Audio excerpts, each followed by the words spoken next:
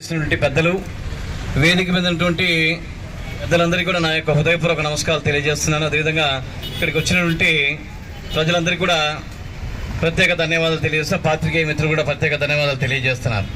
ఈరోజు రాయలసీమ గ్రామీణ బ్యాంక్ అంటే ఏపీజీబీ అనగా ఆంధ్ర ప్రగతి గ్రామీణ బ్యాంక్ అనగానే మనకు గుర్తొచ్చేటువంటి వ్యక్తి దాదా దిలీప్ కుమార్ ముఖర్జీని సమాముఖంగా మీ అందరికీ కూడా తెలియజేస్తారు. ఎందుకంటే గ్రామీణ బ్యాంకులకు రూపకర్త అదేవిధంగా గ్రామీణ బ్యాంకులను వచ్చేసి గ్రామ స్థాయిలో ఏర్పాటు చేయాలని ఆనాడు ఆ మహనీయుడు చేసినటువంటి గొప్పతనాన్ని వచ్చేసి మనమందరం కూడా గుర్తుపెట్టుకోవాల్సిన అవసరం ఉంది. ఈ రోజు చూస్తే మరి దాదాపు వచ్చేసి రాయలసీమలో దాదాపు వచ్చేసి 4 బ్యాంక్ అంటే రాష్ట్ర వ్యాప్తంగా 4 గ్రామీణ బ్యాంకులు దాదాపు ఉమ్మడి ఆంధ్రప్రదేశ్ లో ఉన్నాయి.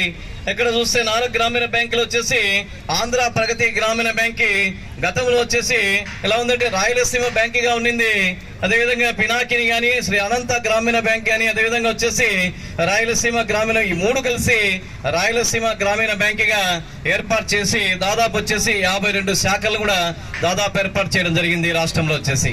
అదేవిధంగా ఉమ్మడి రాష్ట్రంలో చూస్తే మరి సప్తగిరి గ్రామీణ బ్యాంక్ కూడా వచ్చేసి దాదాపు చిత్తూరు జిల్లాలో 229 శాఖలతో మరి అది కూడా వచ్చేసి దాదాపు మంచి వ్యాపారాన్ని అంటే 25,962 కోట్ల రూపాయల సంవత్సరాల వార్షిక ఆదాయంతో మరి ముందుకు పోతా ఉంది. అదేవిధంగా రాయలసీమ ఆంధ్ర ప్రగతి గ్రామీణ బ్యాంక్ అయితే 46,344 కోట్ల వ్యాపారంతో మరి ముందుకు పోతా ఉందంటే రాయలసీమ వాసులకు వచ్చేసి ఇది ఏపీజీబీ అనేటువంటిది బడుగు బలహీన మైనార్టీలకు వచ్చేసి ఈ బ్యాంక్ ఎంతో చక్కగా ఉపయోగపడతా ఉంది. అదేవిధంగా పేదవారికి ఉపయోగపడతా ఉంది.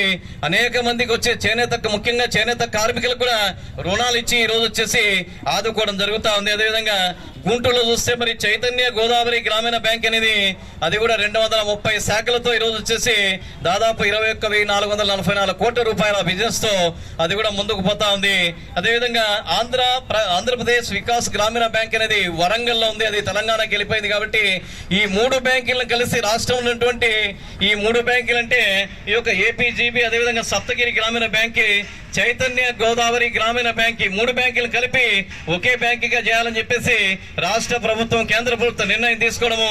అదేవిధంగా ఏపీజీబీ ప్రధాన కార్యాలయం కడప నుండి మరి రాజధానికి వచ్చేసి అమరావతి తరలించాలనేటువంటి రాష్ట్ర ప్రభుత్వ నిర్ణయాన్ని ప్రతి ఒక్కరు కూడా వ్యతిరేకించాల్సిన అవసరం ఉంది. ఎందుకంటే ఇంత మంచి కడప జిల్లాలో ఇంత మంచి బ్యాంక్ వచ్చేసి ఈ రోజు ఇంత మంచి సేవలు అందించినటువంటి ఏపీజీబీ బ్యాంక్ ఈ రోజు ప్రతి పేదవాడికి కూడా ఉపయోగపడతా ఉంది.